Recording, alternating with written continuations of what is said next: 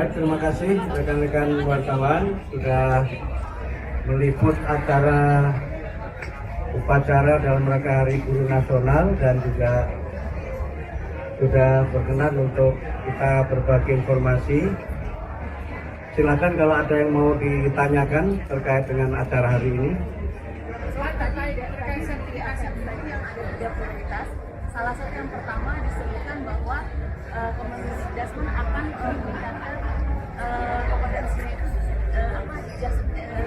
Kualifikasi D4 atau S1. Nah, yang saya tanyakan apakah masih banyak guru yang tidak S1 sementara Undang-Undang Guru dan Dosen kan mewajibkan harus S1.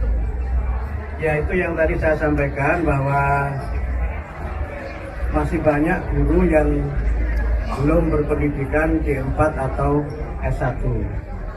Dan ini memang kita lihat sebagai sebuah realitas di mana memang banyak guru yang, mohon maaf, menjadi guru itu tidak dengan perencanaan.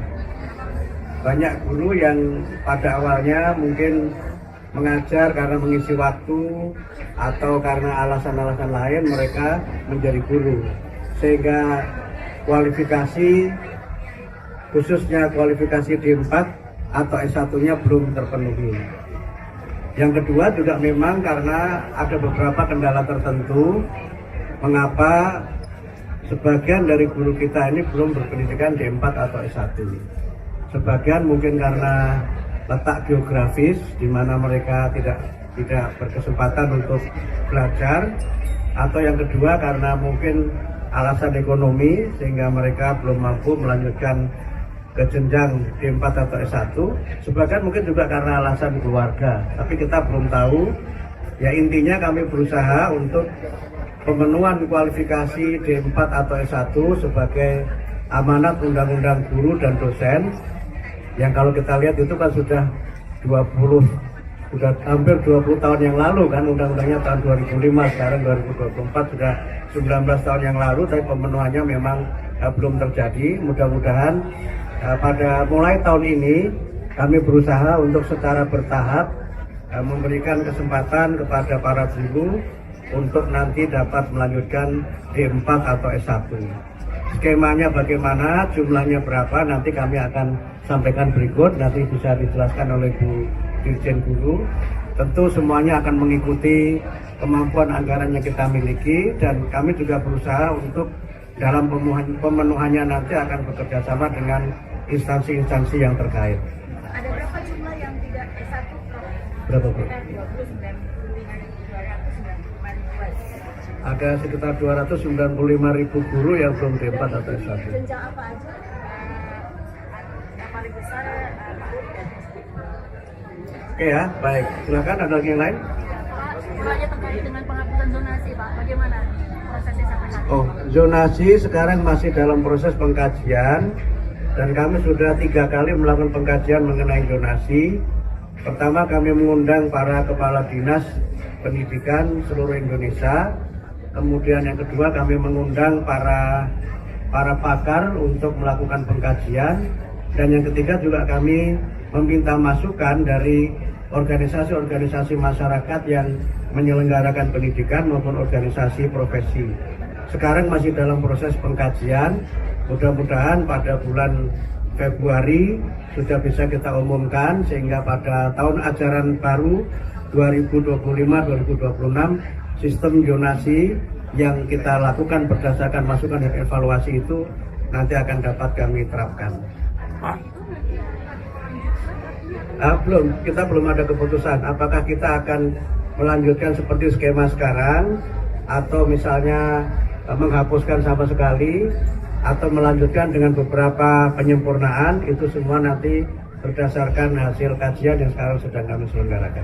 Pak Menteri, beberapa tahun yang lalu dikumandangkan mengenai Undang-Undang Perlindungan Guru. Sekarang bagaimana kelanjutannya, Pak? Jadi kalau kita lihat, Pak Yos, perlindungan guru itu sebenarnya sudah diatur dalam Undang-Undang Guru dan Dosen. Walaupun memang dalam pelaksanaannya belum berjalan sebagaimana mestinya. Nah, untuk pembuatan undang-undang ini tentu kami akan bekerja sama dengan DPR, karena kewenangan menyusun undang-undang itu ada pada DPR. apakah nanti dari inisiatif DPR atau inisiatif pemerintah dalam ini kementerian, nanti kita lihat perkembangannya. Tapi yang sekarang kami coba lakukan berdasarkan undang-undang yang ada dan berbagai peraturan yang ada, kami coba laksanakan secara maksimal dengan seperti yang saya sampaikan juga kerjasama dengan pihak-pihak terkait, khususnya dengan kepolisian, agar berbagai persoalan yang dialami oleh para guru menyangkut pengalaman sebagai korban tindakan kekerasan itu tidak terulang lagi di masa yang akan datang.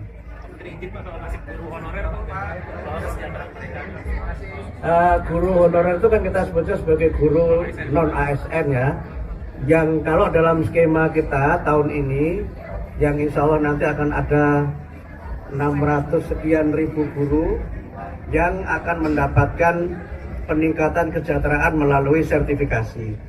Kami ingin jelaskan lagi ya, karena yang muncul di berita adalah kami akan menaikkan gaji. Mohon maaf, kementerian tidak punya kewenangan menaikkan gaji guru, kewenangannya ada pada kementerian lain. Yang kami lakukan adalah meningkatkan kesejahteraan guru melalui sertifikasi. Dan sertifikasi itu bisa kita berikan kalau guru-guru lulus PPG. Nah, dengan sertifikasi itu, insya Allah kesejahteraan mereka akan meningkat, baik guru-guru yang ASN maupun guru-guru yang non ASN. Jadi clear ya, begitu ya. Jadi meningkatkannya melalui sertifikasi, bukan menaikkan gaji karena gaji itu bukan wewenang dari kementerian. Tapi kan kuotanya terbatas, Bro. Ya bertahap.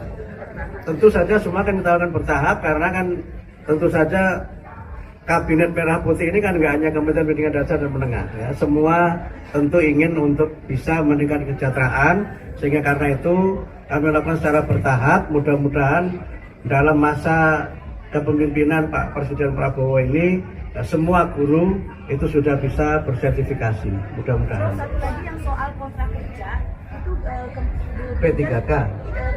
Bu Dirjen sempat mengajukan ke Kementerian Pan-RB untuk memperpanjang, jadi tidak hanya sebatas 5 tahun. Itu bagaimana prosesnya? Bapak silakan begitu. Ya, sampai saat ini tetap ya, apakah akan sampai batas usia pensiun atau tidak. Tapi yang pasti perpanjangan kontrak itu terus dilakukan jika guru yang bersangkutan memenuhi kompetensi. Kalau dia sudah ASN kan dia harus dinilai kompetensinya. Kalau minimal baik dia bisa diperpanjang terus sampai batas usia pensiun. Tapi ada syaratnya, ya itu penilaian kinerjanya harus baik.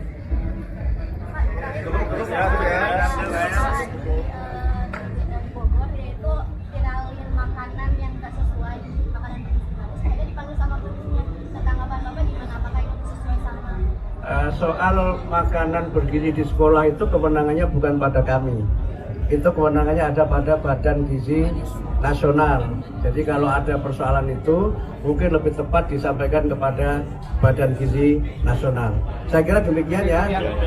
Sekedar informasi tambahan, nanti akan ada lagi puncak peringatan Hari Guru tanggal 28 November di Jakarta, di Velodrome di Rawamangun. Mudah-mudahan nanti Pak Presiden berkenan hadir, dan kami juga nanti mudah-mudahan juga bisa mengundang saudara-saudara sekalian dan bisa berbagi informasi terkait dengan puncak peringatan Hari Guru Nasional 2024. Terima kasih semuanya. Terima kasih Bapak.